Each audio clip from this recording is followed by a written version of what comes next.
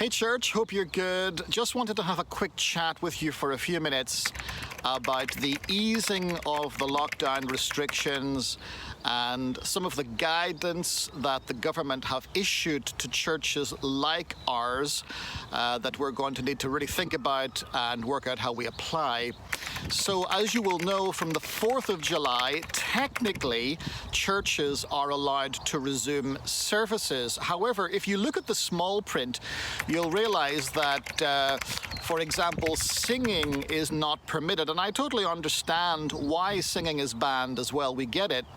But for a church like ours, of course, singing takes up around about half of the service. It's actually a very important expression of worship for a church like ours. And so to meet together without the ability to express ourselves in worship by singing seems a little strange, and it's something that really would, I think, compromise the value of what we do as a community.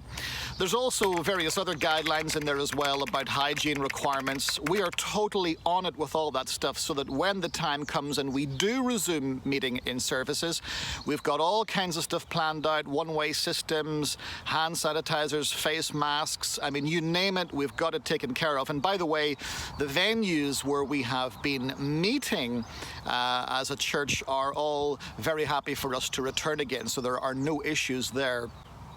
Having said all of that, I met with my team just yesterday, and we had a good chat through the whole situation, and we have made a decision that we're not going to rush into any kind of in-person service yet. We feel that would be unwise. The last thing that we want to do is to just rush into something that's going to compromise your hygiene and your safety. And also, frankly, we don't want to just meet together and have a talking shop. Church is far more than that. And of course, with the exclusion of singing, that makes meeting together a sort of a challenging experience. So we're not going to rush into meeting as a church. We're going to take the month of July to really look at the situation, to do some more planning, to do some more thinking, and frankly to do some more praying as well. And then we will revisit this once we come to August. And even when we get to August, we're not going to rush into any kind of meeting if we feel that that is not right. So that's the situation, and that's the plan. And so I know that some of you are chomping at the bit to get going again. We asked you to show us a little grace in this season. I know that there are others of you who are very nervous, and understandably so, about coming back to church, and I totally get it. And I just want you to know that your safety is our number one priority in the life of this church, and I promise you this, that we would never do anything to put your safety or to compromise your health. So we just want you to know that, and that's the reason why we're not rushing into meeting again as a church, even though technically we could get some sort of in-person service together. Having said that, what we are going to do and look at in the month of July is that we're going to look at organizing some social gatherings. Again, we're going to need to work out the nature of how those happen, whether they're in the form of life groups that meet in social distancing, or whether it is even possible for us as a church to hire a field and then all meet on it, of course, with the appropriate social distancing, and just meet up for half an hour or an hour and just have a chat and get to know each other and speak to each other again. Because I say get to know each other because there are lots of new people who've just joined our church in this last season as well, and we want to welcome you all on board. So we're going to be looking at lots of stuff like that. And meanwhile, of course, we're going to continue hosting our online services on Sundays. We really work hard to produce good quality services for you that will build up your faith, that will edify you and strengthen you.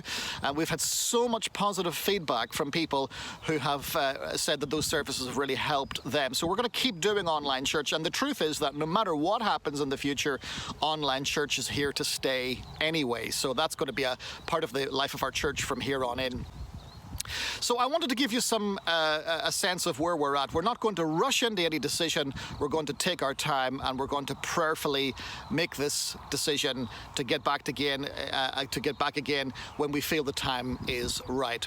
I want to say one final thing, and this comes straight from my heart. As you will well understand, our church has taken a financial hit in this season. We were anticipating that.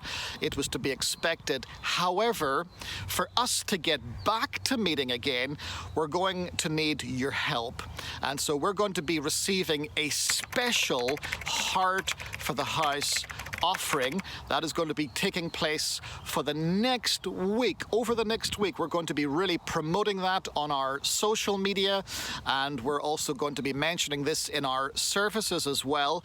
The truth is, we really, really need your help. We are essentially in miracle territory. We need God to work a miracle, and I'm going to tell you what we're believing to raise for the next season. We need to raise something like £12,000 to give us a safety net. One of the things that we do as a church is that we really budget ahead. We don't just do things off the cuff. Everything that we do is planned, and so our budget, that's what we need to raise to keep us going, to keep us on track, to keep us afloat as a church. That's the kind of money that we need to raise. Now, I know that for some of you, you are struggling financially at the moment, and so there is no pressure on you to give. But for some of you, you could help us in this season by sowing into that special Heart for the House offering. We would so appreciate you standing with us.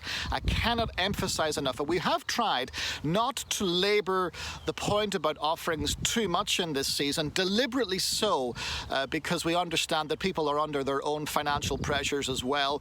I was going to call this the emergency offering, but we opted not to do that because we don't want to jolt you or scare you. Our church will survive, and we will be here no matter what, but we just need your help for the time when we do gather again for in-person services. We're going to need some help, for example, for venue hire. There's lots of equipment that we need to get as well, and there are just so many things. I can't begin to tell you what it costs, what it takes to run church. Even in this season when we're not hiring any venues, we have significant costs running for us in the life of our church, and you can see how we invest those costs with the quality that we try to produce on the life of our church. So the question is, could you stand with us? Could you sow into that Heart for the House offering and help us to get to that £12,000 target? We would so appreciate you standing with us and believing with us in this season. Thank you for taking the time to listen today. I know that there's a bit of information in there that you're going to need to process. I'm going to come on in a few minutes and talk live on Facebook, and we'll give you some more details. Thanks for listening, and we appreciate you guys so much. God bless you.